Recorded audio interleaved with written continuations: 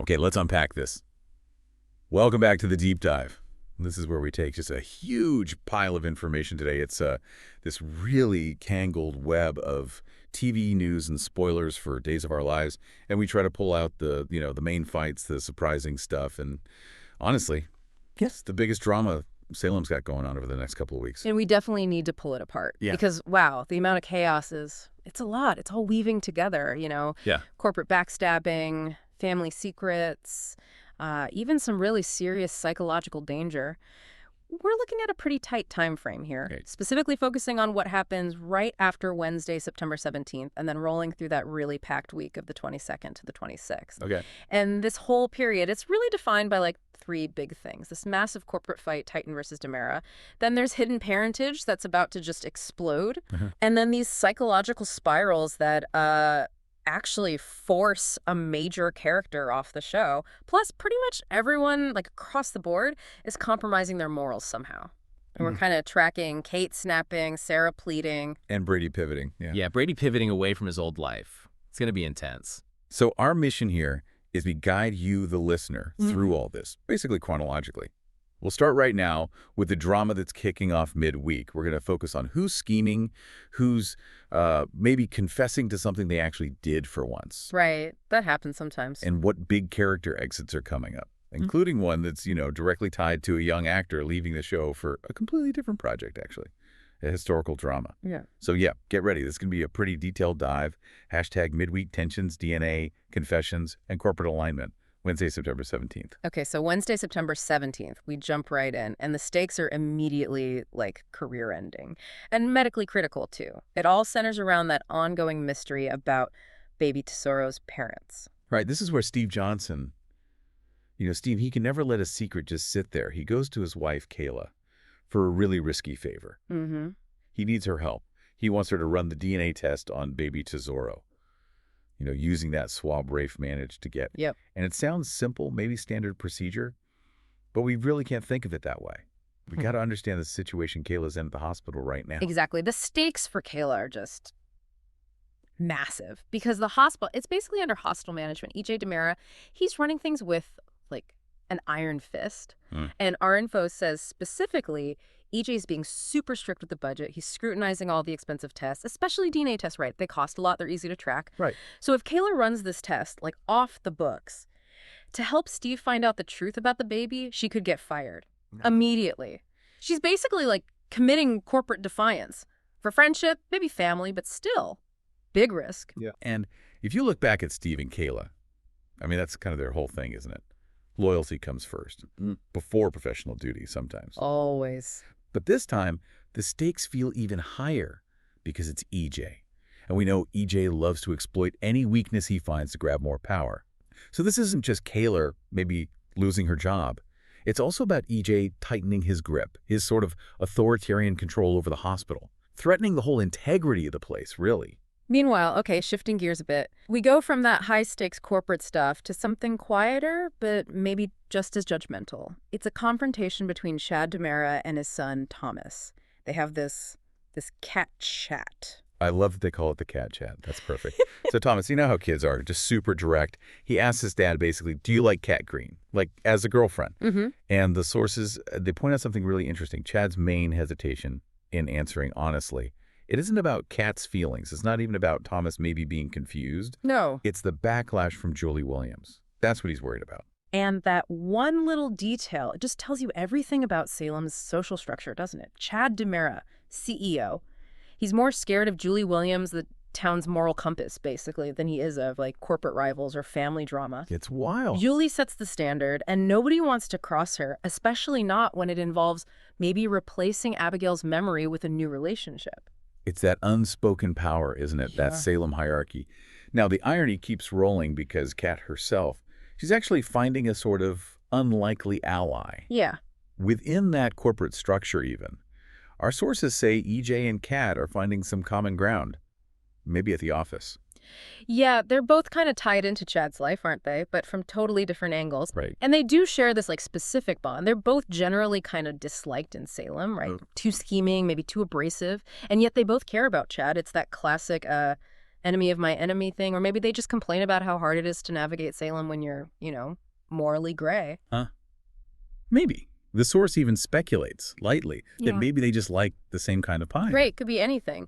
But underneath it, the reality is, in this kind of high-pressure situation, even people who normally clash can find a moment of, well, alliance, if it helps them with someone central like Chad. Okay, let's shift again to maybe the most baffling character irony of the week. The whole dynamic between Sarah Horton and Xander Kyriakis. Sarah's trying to get Xander's forgiveness.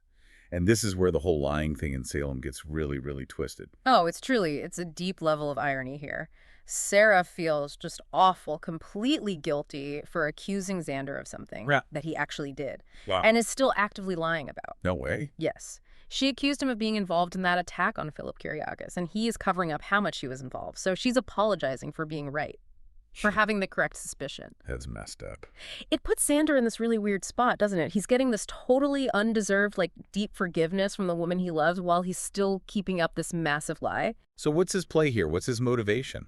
Well, it seems like Xander's basically using her misplaced guilt to try and stabilize things between them. He thinks, okay, if she forgives me for the accusation, then maybe our bond is solid again. Oh, that's a terrible plan. It's a disaster waiting to happen. We know how this ends. The sources are explicit. Sarah's anger when the truth comes out.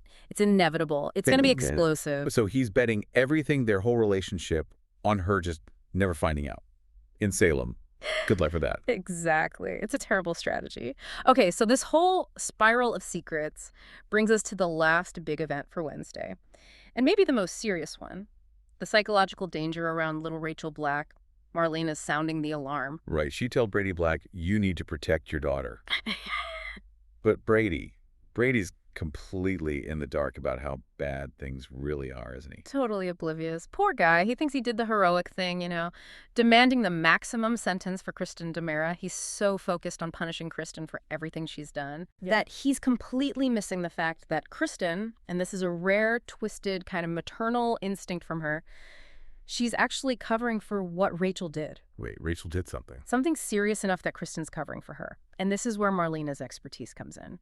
Her spidey sense is tingling. She's sensing Rachel might be in a real psychological danger. Okay. And it's not just like standard grief or adjustment issues.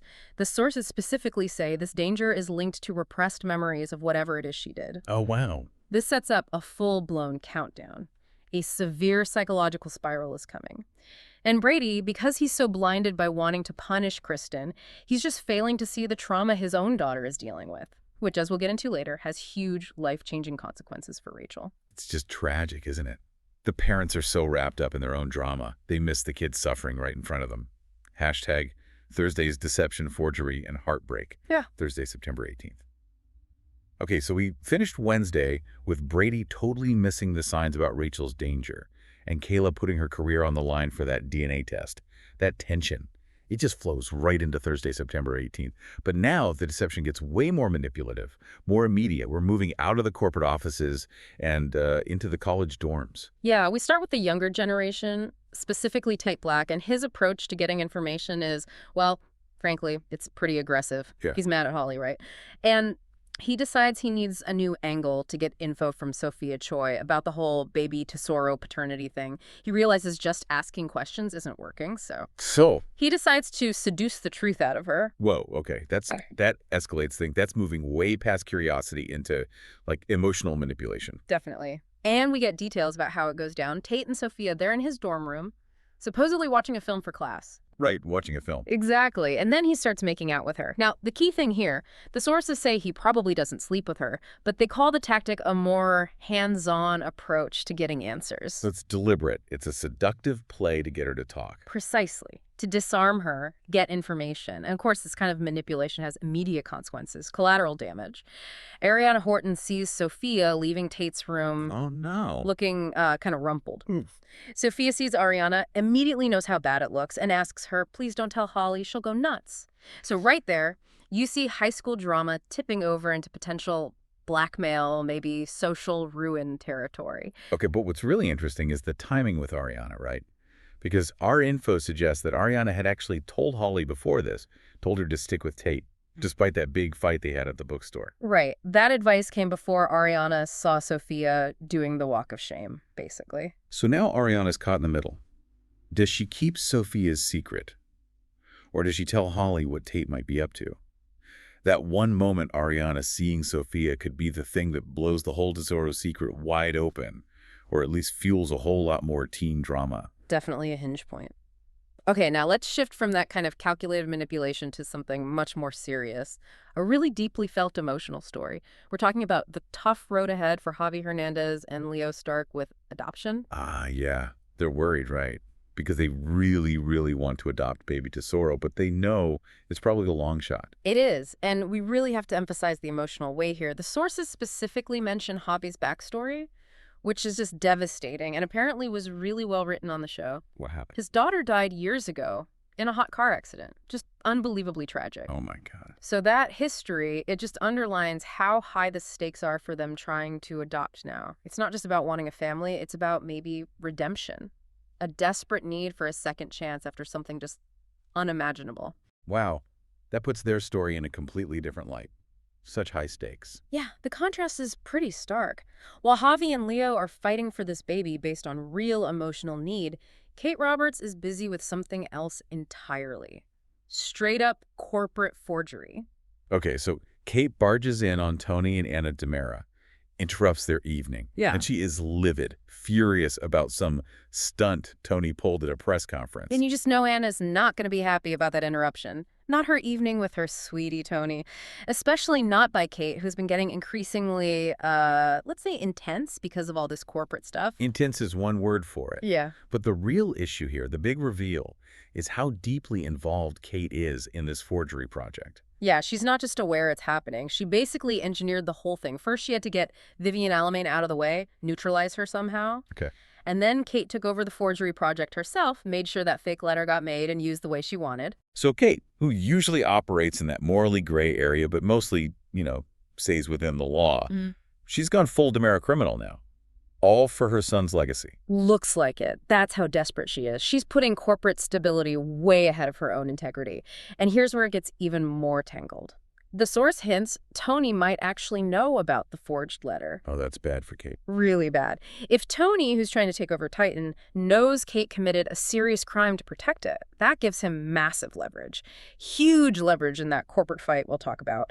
Kate's impulsive move might have just handed Tony the win. Okay, and there's another adoption twist. Also tied back to baby Tesoro. This is getting complicated. Deeply complicated and really poignant. Chanel Dupree asks her mother, Paulina Price, for help adopting baby Tesoro. Okay. But here's the tragic part. Chanel has absolutely no idea that this is the same baby she wanted before. The baby that's actually Sophia's child. Oh, wow, she doesn't know it's that baby. Completely clueless. It's a devastating misunderstanding, right? All rooted in the same secret. Steve and Kayla are risking everything to uncover with that DNA test. So Chanel's desire for a child is real, but she's unknowingly aiming for the baby at the heart of this huge scandal. Exactly. This web of secrets around the baby's identity, it's just getting thicker and thicker. It's setting up so many people, Javi, Leo, Chanel, eventually Holly and Tate, for just enormous heartbreak when the truth finally does come out, which, the sources say, should be very soon. Hashtag corporate demands and career pivots, Friday, September 19th. All right, so as we get towards the end of the week, Friday, September 19th, we start seeing the ripples from Wednesday and Thursday. All those personal deceptions are now feeding into these huge corporate showdowns and also digging up some really dangerous old grudges. Let's start with the grudges then. Theo Carver's back in the mix, and he's warning Jada Hunter about J.J. Devereaux. Why? What's the tension there? It sounds like it goes way back. Oh, it does. Deep-seated is the right word. And you really need the history to get why Theo might suddenly be wary of JJ again, even after forgiving him once before. Okay, lay it on us. Years ago, JJ was just a rookie cop. And there was this really high-stress situation. He ended up shooting Theo. He shot Theo. Yeah. Theo, who, the sources describe as being on the spectrum, having some social struggles. He panicked and ran, and JJ shot him. It was a massive event. It really shaped JJ's early career, and obviously it was hugely traumatic for Theo. I don't only imagine. Eventually, Theo did forgive him, which was a huge emotional step, right? Massive. But now that forgiveness seems to be wavering. The sources said Theo seemed uncomfortable around JJ recently. that old history is getting turned back up. Why now, do you think? Maybe all the current Demera chaos is stirring things up. Whatever the reason, Theo warning Jada about JJ, it shows that past trauma. It's still right there under the surface, affecting how he sees JJ's character's reliability. Some things, even if you forgive them, they never really leave you, you know? Yeah, that makes sense. And JJ himself, is he feeling the heat from his past? Seems like it. He's seen trying to apologize to Gabi Hernandez. Now, that could be because of Kristen's recent confession, maybe. Or it could just as easily be that awkward run-in with Theo, forcing him to kind of face the music, the weight of everything he's done. Okay, so while JJ's dealing with past actions, another major player is maybe looking for an escape hatch. Brady Black. He's thinking about a big life change. A career move. Yeah, a pivot. That's the word used. Yeah. And you got to ask, why now? Is he genuinely looking for a professional change? Or is this more like him trying to run away from the mess Kristen made at Titan and maybe the fear about Rachel's deteriorating mental state? Good question. Do we know what kind of pivot? The sources just say he's considering a pivot. But there's definitely strong speculation, maybe even hope from the source, that Brady will pivot and actually go work with Steve at Black Patch. Whoa, Black Patch. That would be a huge change for him. Total character shift, wouldn't it? Brady's always been the corporate guy. Titan, basic lack. Moving to Black Patch, that's deliberately stepping away from the corporate world into, like, private investigation, security. If he does that, it signals he's prioritizing maybe family stability, getting out from under Kristen's shadow, which is kind of defined his corporate life. It feels like a choice driven by, like, emotional survival. Interesting. Okay, so that brings us to the main event for Friday. The huge Titan versus Demera showdown. Tony Demera makes this, frankly, kind of absurd demand. Totally absurd. He tells Xander and Philip Kiriakis they need to hand over both companies, Titan and Demera, to him. Both. He wants everything. Total dominance, that's the goal. But here's the kicker. He's making this demand from a position of, like, strategic weakness. And you have to understand that to see his play. Okay, how is he weak? His legal position, it's flimsy. That recording Gabi got, the one detailing all the corporate shenanigans, it's apparently not solid enough proof to actually win in court. Really? So he can't win legally? That's what the sources suggest. His case is vulnerable, so that forces him to try and get an out-of-court settlement. He has to rely on leverage, not evidence. So what's the leverage then? It's huge. The threat isn't really the court case itself. It's that the recording could be used to sway the Demera board members. Oh, the board. Exactly. Boards hate scandal. They hate instability. So even if Tony can't win a lawsuit, he can threaten to cause this massive public corporate scandal to try and seize control anyway. So Xander and Philip are trapped. Pretty much. The stakes are all about protecting their inheritance, their legacy, especially Titan, which we know Kate's already committing crimes to save. They basically have a choice. Yeah. To fight a losing legal battle slowly, or give up the companies now to save face and avoid the scandal. Wow. That's intense pressure. And that pressure, it's spilling over into personal lives too, right? Like with Alex Kiriakis and Stephanie Johnson. Oh yeah, direct hit. They were talking about moving in together, taking that big step. But Alex just stormed out, furious over the whole mess at Titan, and the fact that Stephanie's dad, Steve, is investigating the merger. How's Alex handling it? Not well, according to the sources. The analysis is pretty blunt. Alex was not behaving very graciously towards Stephanie. He was letting Xander's anger get the better of him. So the corporate war is poisoning their relationship. Absolutely. Alex is taking out his professional frustration on Stephanie. It just shows how corrosive this whole battle is. It infects everything. Okay, so we've laid all this groundwork. It feels like a massive pileup of drama is just inevitable, leading right into the next week, September 22nd to the 26th. All these consequences, the forgery, the corporate demands, the paternity secret, they're about to hit hard, aren't they? Yeah. Leading to big character exits, maybe even darker schemes. Absolutely. Let's pick up with that forgery mess, Kate and Tony. Anna Demura is going to step in and warn Kate, basically, stay away from my husband. Makes sense. Anna's fiercely protective of Tony. She is. And she knows Kate's state of mind right now. Anna gets why Kate is acting this way. And this really hits the core emotional reason for Kate's crime spree. Which is? Kate will do anything to stop Titan from sinking because Titan is her precious baby boy Philip's legacy. That's the quote. It's all about desperate maternal defense. Wow. So Anna sees that desperation makes Kate dangerous, unpredictable, hence the warning. This corporate war, it's really a proxy war between these two powerful women fighting over what's left of their kids' inheritance. Heavy stuff. Okay, what else is happening that week? Looks like the younger generation gets pulled deeper into the DiMera mess. Yeah, Theo Carver, remember, he's the computer whiz. It looks like he's going to get sucked into the drama by doing some work for his Uncle Tony. Uh-oh. It's probably not going to sit well with his dad, Abe Carver, right? Probably not. Abe won't like him getting involved in DiMera schemes, especially given Theo's history with authority figures, law enforcement. And given Theo's skills, what kind of work are we talking about? Well, that's where the speculation gets a bit dark. The sources suggest Tony might have Theo doing some sketchy hacking or something. Hacking to help with the Titan DiMera deal. That's the idea. Leveraging Theo's unique talents for possibly, unethical game. It's a dangerous job for Theo to take on. Puts him right in the middle of potential corporate crime. Okay, but maybe there's a silver lining for Theo. Brilliance-wise. The sources hint he might spark with Ari Horton. Yeah. It kind of makes sense, narratively speaking. Ari tends to like older guys. Theo is kind of on the rebound from his past relationship issues. And hey, he's described as very handsome. Classic soap recipe, right? Rebound romance, just as he's about to potentially commit cybercrimes. Personal stakes rising right alongside the corporate ones. You got it. Meanwhile, that central secret, the one causing so much turmoil, it's on a very short fuse. The truth about baby Tesora's parentage, it will finally come out soon. Soon, like really soon. Seems like it. That big question, is Tate really the father? We should get the answer very soon. Probably thanks to that DNA test Kayla risked her job for. And when that truth drops, Yeah. it's going to be a bomb. An absolute catastrophe. Total catastrophe. Think about it. It connects Tate's manipulation, Sophia's secret-keeping, Chanel's adoption dreams, Javi and Leo's desperation, and Kayla's career risk. It's the single biggest emotional explosion waiting to happen in Salem. While the adults are busy forging documents and hiding paternity, what about the kids? Are they just reflecting the chaos? Oh, completely. Reflecting the immorality, even. We learn Sophia is actually planning to sneak into Holly's dorm room. To do what? To take some indecent pictures of her. What? That's a huge escalation. That's not just a teen spat. That's moving into blackmail territory. Maybe even criminal invasion of privacy. Exactly.